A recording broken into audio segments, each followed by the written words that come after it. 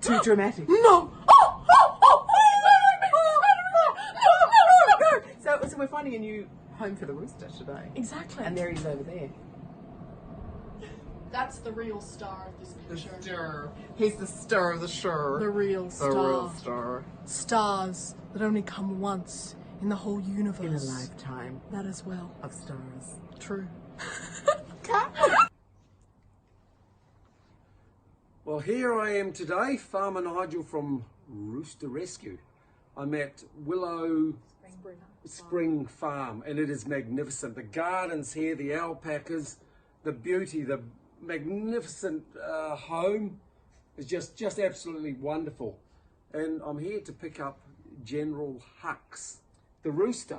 And this is, wait on a moment, I have got to introduce you. This is my gorgeous friend Isabella, who is a stunning famous director, and she's just heading to over east to Melbourne or somewhere to act. So she is leaving our lovely West Australian shores, and I am taking her dear friend General Hux to live with me on my farm, and I'm going to look after him well. And As befits a great rooster. yeah, anyway, you tell us the story. Tell us the story, dear girl. All right, well, we need the story of General Hux because he is, after all, a general, and that makes him quite special, doesn't it? Yes. So he has a bit of a unique story. Long ago, maybe 2 years ago, maybe 3, we had a lot of hens that we were hand rearing and breeding, and 2 hens went broody, and there was only one survivor out of all the chicks, and that was this little fellow. Around the same time, a fox wiped out half of our flock, including our roosters, and so in fact you never hope that a chick is going to be a rooster, but we always hoped he would. So he originally was called Poppy. Then we called him General Hux because it's the most masculine name we could possibly think of. And we were like, you need to be a general. And he grew up to be a general. And he adored his mothers. And he looked after the flock very well. And then a fox got in with the flock again. And he fought off the fox at great physical expense to himself. But no hens were taken. And then that just kept happening again week after week. And eventually he lost his first hen, which happened to be his mother. So he was very, very upset. And then it just kept happening again, and he kept getting more and more injured, and eventually he got his entire back split open the whole way down. And we took him to the vet, and they were like, that rooster's dying. No chance for it. We brought him back, and he didn't die. He was a battler. A survivor. That's exactly what he is. Survivor. He was a survivor. So he looked after his last 2 hens, which was one of his mothers, and one other hen, right up until a few months ago, when for the last time a fox got in, and unfortunately after his injury he just wasn't strong enough, and we found him on the ground all cut up, and he hadn't been able to move, so he lost his last 2 hens, and so he's been very miserable and lonesome since then, until these guys came along and said, we'll take him, and he's going to come and live with us. So, exactly. So because he's going to be a commercial actor, right? Yeah, he's going to be an actor, and she does lots of great movies, and when she bring wants him him for a back. movie, General Hux will star in the movie, so we'll look after him. Well, he's a handsome fellow too. Exactly. Got to stay in the film industry, don't you? Thank you, Isabella, and you can write to him anytime you like, or ring him up and have a chat. Sounds awesome. Oh yeah, we can do that. That'll be Awesome. awesome. So, thanks guys. Thanks for listening. Hey Hux, say hi. Aw.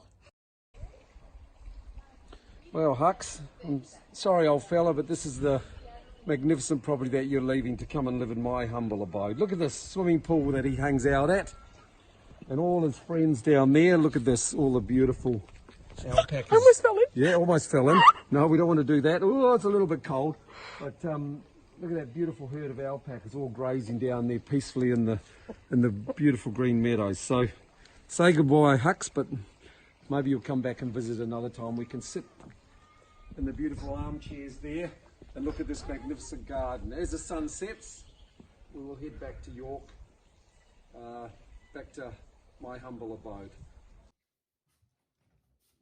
Hey gorgeous, do you want some milk with your coffee? Oh, sure. Thanks, Nige. Thanks for asking. Oh, I wasn't talking to you, Susan. I was talking to Hux. Right. Yeah, Hux, here's your coffee, bud. Oh, good grief. Hope you enjoy it. How come he gets coffee like before me? Well, she's done a few movies, Hux. She's got a few accolades. She thinks it's all about her, but it isn't, is it, bud? It's about you and me. Eh? Enjoy.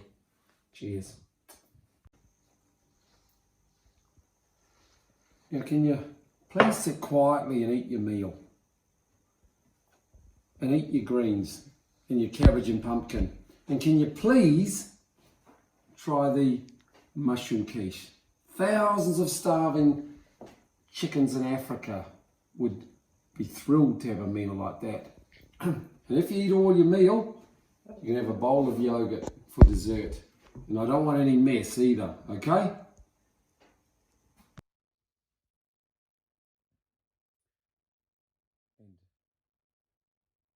And the little chickens lived happily ever after in the farmyard. And everyone lived a good long life and were very, very happy. Especially Chicken Little. The sky didn't fall on his head after all. So how was that, Hux? Did you enjoy that story? It was a good one, wasn't it? I know it's a bit different than the opulence that you've been used to living in, but at least you can sleep with me in the bed here and be comfortable. So I'll try and give you a bit of comfort like what you're used to. And maybe we could read another story. Maybe tomorrow night. Maybe about Colonel Sanders' life and Kentucky Fried Chicken. What do you reckon? No?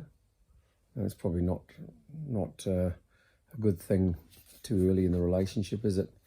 But I hope you sleep well, and please don't start crying at 3 in the morning, okay? So good night, my darling. You got little Tinky Winky and little Owly Wowly and little Longbeak the Kiwi there to keep you company. And I'll say good night. Good night, my dear friend. Sleep tight.